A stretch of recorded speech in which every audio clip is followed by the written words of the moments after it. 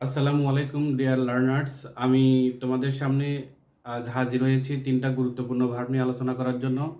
আমি জানি যে তোমরা এই ৩টা ভার্ব সম্পর্কে আগে থেকেই অবগত, কিন্তু তোমরা এই ভার্বগুলোর সঠিক ব্যবহার করতে গিয়ে প্রায় কনফিউজড হয়ে যাও।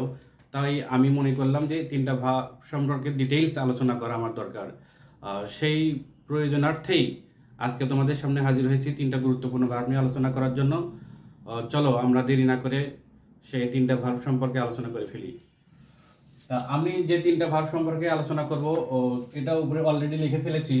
এই ৩টা ভার্ব হচ্ছে সি, দেন লুক, দেন ওয়াচ। এই ৩টা ভার্বের মিনিং সম্পর্কে আমার ধারণা তোমরা সবাই জানো।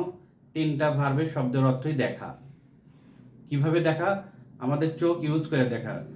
The ability of using our eyes. এই 3টা ভার্ব সম্পর্কে আমরা আগে থেকে জানি, কিন্তু এখন সমস্যা হলো যে এই 3টা ভার্বের ব্যবহার আমরা জানি না আর কি। তাই 3টা ভার্ব ব্যবহার করতে গিয়ে আমরা যে প্রবলেমগুলো ফেস করি সেই ডিটেলস এগুলো আলোচনা করব। তা প্রথমতই আমি আলোচনা করব সি ভার্ব নিয়ে। সি শব্দের অর্থ দেখা। অ্যাকচুয়ালি আমাদের চোখের যে অ্যাবিলিটি, এই অ্যাবিলিটিটাকে পুরোপুরি ইউজ করে যে জিনিসটা দেখা হয় সেটাই সি। যেমন I can see the cameraman. আমি ক্যামেরাম্যানটাকে দেখতে পাচ্ছি। এটা আমার চোখের অ্যাবিলিটিকে ইউজ করে দেখতে পাচ্ছি। শুধু কি তাই, আমি ক্যামেরাম্যানকে দেখতে যে আবার আশেপাশে অনেক কিছু দেখতে পাচ্ছি।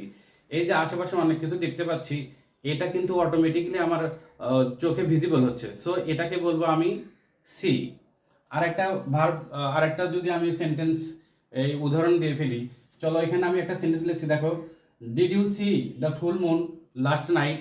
তুমি কি গত রাতে যে পূর্ণিমা ছিল সেটাকে দেখেছো? It was fantastic. আমি কি বলছি? It was fantastic. তাহলে আমি গতকাল রাতে যে পূর্ণিমা ছিল সেটাকে আমি দেখার কথা বলতেছি। তাহলে ওটা তোমার অ্যাবিলিটি, চোখের অ্যাবিলিটিকে পূর্ণ ইউজ করে তুমি দেখেছো কিনা সেটাকে জানতে চাচ্ছিলাম আমি। তাহলে সেটা কি হবে? সেটা সি হবে। কেমন? অ্যাকচুয়ালি এই ভার্বটা নিয়ে আমার মনে হয় আর কোনো প্রবলেম নাই আর কি। চলো আমরা নেক্সট ভার্ব নিয়ে আলোচনা করব। Next verb look. কেমন?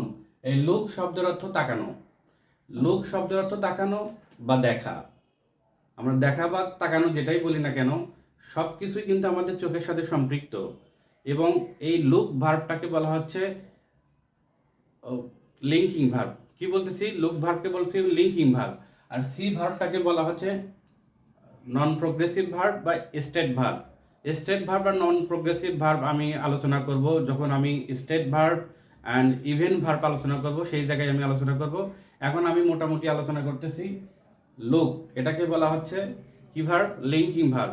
আর আমরা সাধারণত জাতি look, seem, grow, taste, remain, sound, smell, taste, এই যে লিঙ্কিং ভার্বগুলো, এই লিঙ্কিং ভার্বগুলোর পরে সাধারণত কি বসে?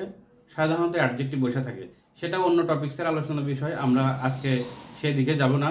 তা আমি যেটা বলতেছিলাম সেটা হলো যে লুক কি? তাকানো। দ্যাট মিন্স আমি যে দেখেই তাকাই না কেন, যে দেখেই দেখি না কেন, যখন আমি বলবো লুক অ্যাট দ্য পিকচার, ছবিটির দিকে তাকাও, তখন আমাকে অন্য কোনো দিকে তাকানো যাবে না। আমি কোন দিকে তাকাবো? শুধু ছবিটার দিকে তাকাবো। কেমন? আমি যদি বলি ক্যামেরাম্যানকে, যদি আমি বলি please please look at me, দয়া করে আমার দিকে তাকান, এই কথাটার মানে কি? আমি যদি ক্যামেরাম্যানকে বলি যে প্লিজ লুক অ্যাট মি, আমার দিকে তাকান, তার মানে এটা তাকে অন্য কোনো দিকে তাকানো যাবে না, শুধু আমাকেই দেখবে। এইটাকে কনসেন্ট্রেশন পুরোটা শুধু আমার দিকে থাকবে, অন্য কোনো দিকে থাকবে না। বাট আমি যদি বলি আই সি এ বার্ড, আমি একটা পাখি দেখি, যখন আমি পাখি দেখার কথা বলতেছি শুধু পাখি দেখি না, পাখির আশেপাশে অনেকেই দেখি বা অনেক কিছুই আমি দেখি। কিন্তু যখন আমি লুক ভার্ব ইউজ করবো, দ্যাট মিন্স পুরো কনসেন্ট্রেশন 100% থাকবে যার দিকে ইন্ডিকেট করতেছি সেই দিকে। কেমন? আশা করি এই ভার্ব সম্পর্কে ধারণা ক্লিয়ার হয়ে গেছে। দেন 3 নম্বর ভার্ব নিয়ে আলোচনা করব। এটাকে বলতেছি ওয়াচ। কি ভার্ব? ওয়াচ। ওয়াচ শব্দের অর্থ দেখা। এটাও যে দেখা, আসলে কি কোনটা কিভাবে দেখা? তাহলে সি দেখলাম, অটোমেটিক্যালি যেটা আমাদের চোখে ভিজিবল হয় সেটাকে বলতেছি সি। লুক যখন বলবো কনসেন্ট্রেশন পুরো ওই দিকে দিতে হবে।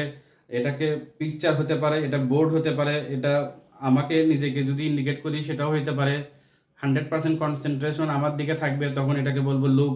বাট যখন আমি ওয়াচ শব্দটা ব্যবহার করব তখন আমি কি করব? ওয়াচ মিনস কি? Duration of time.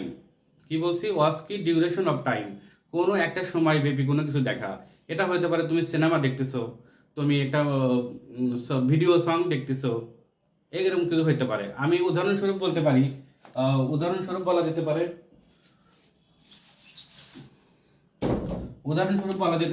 You R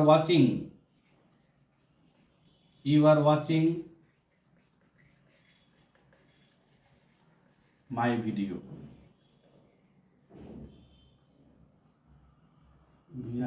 VIDEO, you are watching my video, বা you are watching a drama, you are watching a drama, you are watching a movie, you are watching my video।